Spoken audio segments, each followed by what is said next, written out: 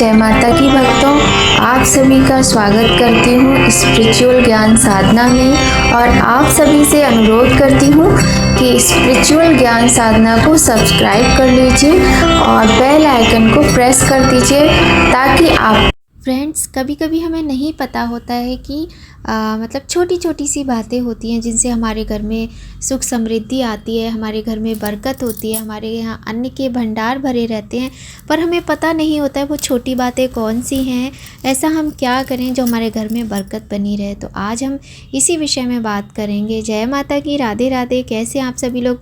आशा करते हैं सभी लोग बहुत अच्छे होंगे और आप सभी के मंगल की कामना ईश्वर से करते हैं। कमेंट में जय माता की, राधे राधे, हर हर महादेव कुछ भी लिखिएगा, परंतु अवश्य लिखिएगा। और आप सभी का बहुत बहुत स्वागत है स्पिरिचुअल ज्ञान साधना में। तो आज हम बात करेंगे कि हमें अपने रसोई घर में कुछ वस्तुएं ऐसी होती हैं जिनका हमें विशेष ध्यान रखना होता है कि वो ख़त्म हो, इससे पहले ही समय पर हमें वो चीज़ें मंगा लेनी चाहिए। तो जी हाँ, आज हम बात करेंगे कि रसोई घर में हमारी बरकत बनी रहे, हमारे घर में सुख समृद्धि बनी रहे, माता अन्नपूर्णा की, माता लक्ष्मी की कृपा बनी रहे, ऐसी बातों के विषय में ही हम बात करने वाले हैं। वीडियो को पूरा देखिएगा बिना स्किप किए। तो सबसे पहले हम बात करेंगे नमक के विषय में। नमक बहुत ही महत्वपूर्ण चीज़ होती है हमारे रसोई घर की, बल्कि हमारे दैनिक जीवन में नमक का बहुत अधिक महत्व होता है। बिना नमक के तो स्वाद ही नहीं होता है ना किसी भी चीज़ में। तो नमक जो होता है उसको आप कभी भी बिल्कुल से ख़त्म मत होने दीजिएगा। जब थोड़ा सा रह जाए और ख़त्म होने वाला हो, उससे 2-4 दिन पहले ही आप मंगा लीजिए। ऐसा मत कीजिए कि आप वेट करें कि ख़त्म हो जाएगा तभी मंगाएंगे और भूलिएगा भी मत ही, बल्कि हम तो कहते हैं आप एक्स्ट्रा एक पैकेट मंगा के रख लिया कीजिए। और आपको नमक के विषय में एक चीज़ पर विशेष ध्यान देना चाहिए कि नमक ना हमें कभी भी किसी को उधार नहीं देना चाहिए। उधार देने से हमारे घर की जो बरकत होती है वो ख़त्म हो जाती है, संबंधों में दरार आती है। और एक बात का और ध्यान रखना चाहिए कि नमक कभी भी हमें शनिवार को नहीं ख़रीदना चाहिए। नमक शनिवार को ख़रीदने से हमारे घर में कलह की स्थिति बनती है, तो इसलिए हमें शनिवार को नमक नहीं ख़रीदना चाहिए। तो आपको नमक का एक्स्ट्रा पैकेट मंगा के रख लेना चाहिए और कम से कम आप 2 जार नमक के बना लीजिए जिनमें आप स्टोर करके रख लीजिए, ताकि आपको इस तरह से परेशानी का सामना ना करना पड़े। और आप एक बात का और विशेष ध्यान रखिए कि नमक जो होता है ना उसे सदैव ही कांच के जार में रखना चाहिए। कांच के जो कंटेनर आते हैं उसमें हमें नमक को रखना चाहिए। प्लास्टिक की चीज़ों का इस्तेमाल तो हमें बहुत कम ही करना चाहिए। तो इस प्रकार से बिना नमक के देखिए जीवन में स्वाद नहीं होता है। मतलब अगर भोजन में स्वाद नहीं है तो हमारे रसोई घर में स्वाद नहीं है। और अगर इस तरह से आप इस छोटी सी बात का ध्यान रखते हैं तो माँ अन्नपूर्णा की कृपा बनी रहती है और माता लक्ष्मी का आशीर्वाद भी प्राप्त होता है। अब हम बात करते हैं दूसरी कौन सी चीज़ है जो हमें बिल्कुल ख़त्म नहीं होने देना चाहिए अपने रसोई घर में। तो फ्रेंड्स, दूसरी चीज़ है दूध।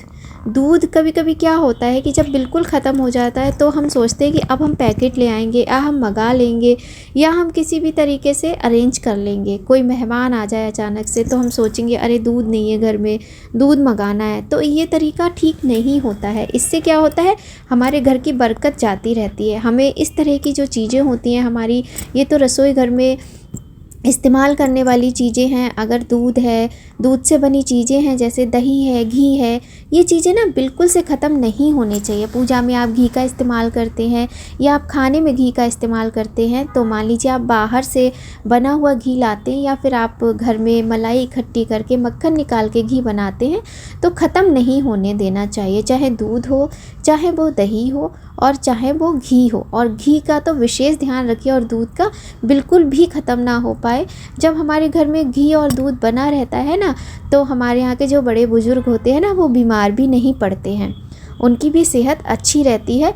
और जो घी होता है और दूध होता है, इसका देखिए दूध का संबंध चंद्रमा से होता है और चंद्रमा हमारा बहुत अच्छा रहता है। जब घर में हमारे दूध घी होता है ना तो हमारा चंद्रमा भी अच्छा रहता है।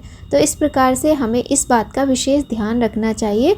लेकिन आपको ऐसा भी नहीं करना चाहिए कि एक्स्ट्रा मंगा के रख लो फिर उसको फेंको, वो ख़राब हो जाए, उसको प्रतिदिन फेंकना, ये चीज़ भी अच्छी नहीं है। देखिए कहते हैं ना, दूध, दही, घी, ये जो गोरस वाली चीज़ें होती हैं, मतलब जो दूध से संबंधित जो चीज़ें होती हैं, इनको कभी भी ना हमें वेस्ट नहीं करना चाहिए, बर्बाद नहीं करना चाहिए। तो अब हम बात करते हैं तीसरी चीज़ के विषय में कि तीसरी चीज़ क्या है जो हमें अपने रसोई घर में बिल्कुल ख़त्म नहीं होने देना चाहिए। तो तीसरी चीज़ है हल्दी। कितनी महत्वपूर्ण होती है, चाहे शादी विवाह हो, मुंडन हो, गृह प्रवेश हो, व्रत हो, माता की पूजा हो, माता का अनुष्ठान हो, तो इस प्रकार की हर शुभ कार्य में, मंगल कार्य में हल्दी का बहुत अधिक महत्वपूर्ण स्थान होता है। हमें अपने रसोई घर में हल्दी को कभी भी ख़त्म नहीं होने देना चाहिए। और आपको एक बात का ना विशेष ध्यान रखना चाहिए कि जो हल्दी होती है ना, हल्दी हमें 2 जगह स्टोर करके, देखिए ज़्यादातर चीज़ें ना आप 2 जगह स्टोर करके रखेंगे तो उससे आपको बहुत अधिक फ़ायदा मिलेगा। जैसे एक तो ये है कि आप प्रतिदिन अपने रसोई घर में जब कार्य करते हैं, तो आप मान लीजिए रोटी बना रहे हैं, आप दाल बना रहे हैं, उस समय आप दाल चढ़ा रहे हैं तो आप उसमें हल्दी डाल रहे हैं, है ना। मैं आपको फॉर एग्ज़ाम्पल, उदाहरण के तौर पर बता रही हूँ। तो आप प्रतिदिन वो रोटी बनाते समय, दाल बनाते समय टच करते हो, उसको छूते हो, है ना। अब इस हल्दी का प्रयोग हम व्रत उपवास वाले दिन नहीं कर सकते, जो हमें भगवान को भोग लगाना होता है उस तरह से हम नहीं कर सकते, या मान लीजिए हमको जल में हल्दी डाल के चढ़ानी है तो हम नहीं कर सकते। तो इसलिए आपको हल्दी को ना 2 जगह स्टोर करके रखना चाहिए और ध्यान देना चाहिए कि हल्दी ख़त्म होने से पहले ही आप मंगवा लीजिए। और अगर आपको स्टोर करने में प्रॉब्लम है तो जो हल्दी, गांठ वाली साबुत हल्दी आती है, आप उसको भी रख सकते हैं। और कोशिश कीजिए ये जो भी मसाले हमारे होते हैं कांच के जार में रखेंगे तो बहुत अच्छा माना जाता है, वास्तु के अकॉर्डिंग भी और वैसे भी। तो इस तरीके से हल्दी का प्रयोग हम अपने घर के सभी शुभ मंगल कार्यों में करते हैं, तो हल्दी हमें ख़त्म नहीं होने देना चाहिए। अब हम बात करते हैं और कौन सी वस्तुएं जो हमें अपने रसोई घर में ध्यान देना है कि ख़त्म होने से पहले ही मंगा लें। तो देखिए, मिर्ची, जैसे कि नमक ज़रूरी है वैसे ही मिर्ची भी बहुत अधिक आवश्यक है। मिर्ची के बिना भी स्वाद नहीं आता है। तो चाहे लाल मिर्ची हो और चाहे हरी मिर्ची हो, आप मिर्ची को ख़त्म मत होने दीजिएगा।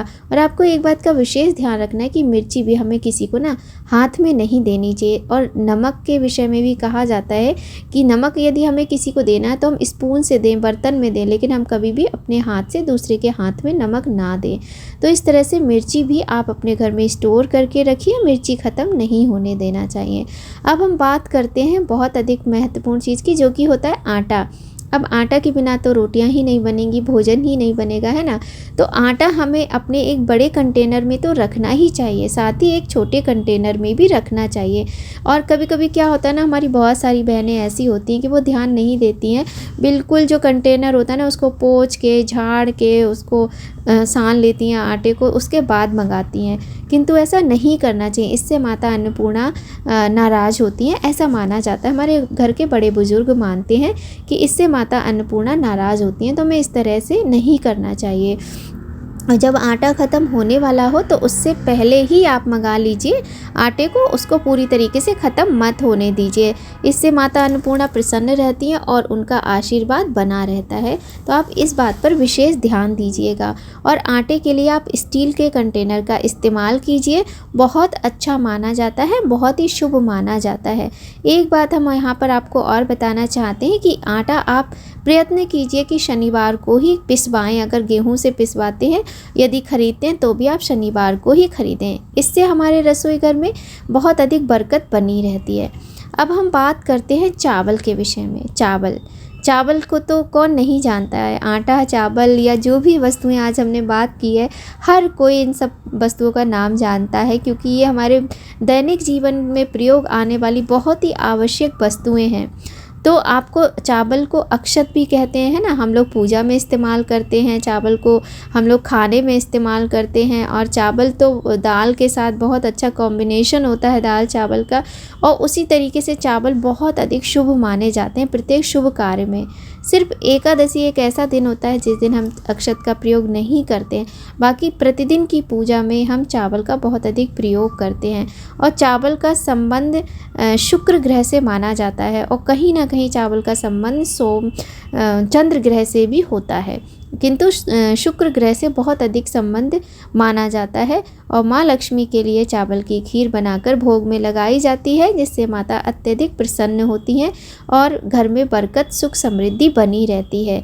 और तो आप इस प्रकार से ध्यान रखिए, चावल का आप एक छोटा कंटेनर भी बना लीजिए ताकि आपके रसोई घर में चावल कभी भी समाप्त ना हो पाएँ।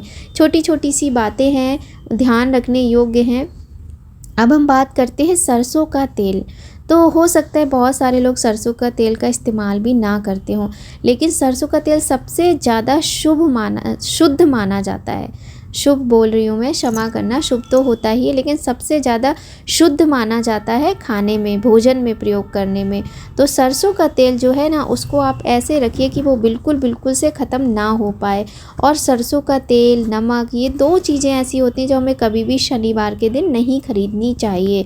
और सरसों का तेल जो होता है उससे आप देखिए, खाने में प्रयोग करने से हमारी सेहत भी अच्छी रहती है। बाकी के जो जैसे डालडा है या फिर रिफाइंड ऑयल है, वो हमारी सेहत के लिए नुकसानदायक हो सकते हैं, किंतु जो सरसों का तेल है वो ऐसा होता है कि जो हमारी सेहत के लिए अत्यधिक फ़ायदेमंद होता है। उसी प्रकार से हमारे रसोई घर का बहुत महत्वपूर्ण अंग है ये, और रसोई घर के हमारे खजाना जो भंडार गृह का होता है, उसमें सरसों का तेल कभी भी ख़त्म नहीं होना चाहिए।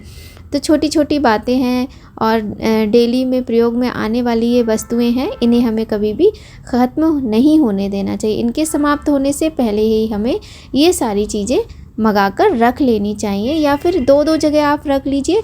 तो जब बड़े कंटेनर का सामान आपका ख़त्म होगा तो आप बोल दोगे मंगाने के लिए, या स्वयं आपको लाना है या आपको ऑर्डर करना है, जैसे भी आप मंगाते हो अपनी सुविधा के अनुसार आप मंगा सकते हो, और इस तरह से आपके घर में बरकत बनी रहेगी। एक बात और हम यहाँ पर कहना चाहेंगे, अगर हो सके तो माँ अन्नपूर्णा की एक तस्वीर अपने रसोई घर में अवश्य ही लगाइए, किंतु ऐसी जगह लगाइए जहाँ आप माता अन्नपूर्णा के दर्शन कीजिए।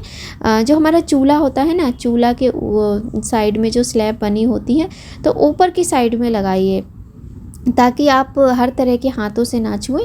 और जब आप रसोई घर में जाएं तो सबसे पहले माता अन्नपूर्णा के दर्शन करके उनको प्रणाम करें, उसके बाद ही आप रसोई का कोई भी कार्य प्रारंभ करें।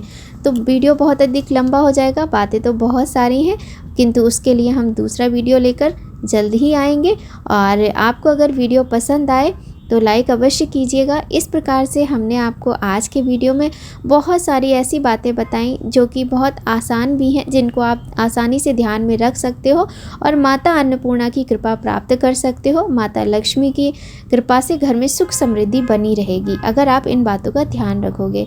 आपसे विनम्र निवेदन है, यदि आपने हमारे चैनल को सब्सक्राइब नहीं किया है तो जल्दी से कर लीजिए, बेल आइकन को प्रेस कर दीजिए ताकि इम्पॉर्टेंट वीडियोस का नोटिफिकेशन आपको मिलता रहे। तो ऐसे ही एक बहुत इम्पॉर्टेंट जानकारी के साथ जल्द ही मिलेंगे।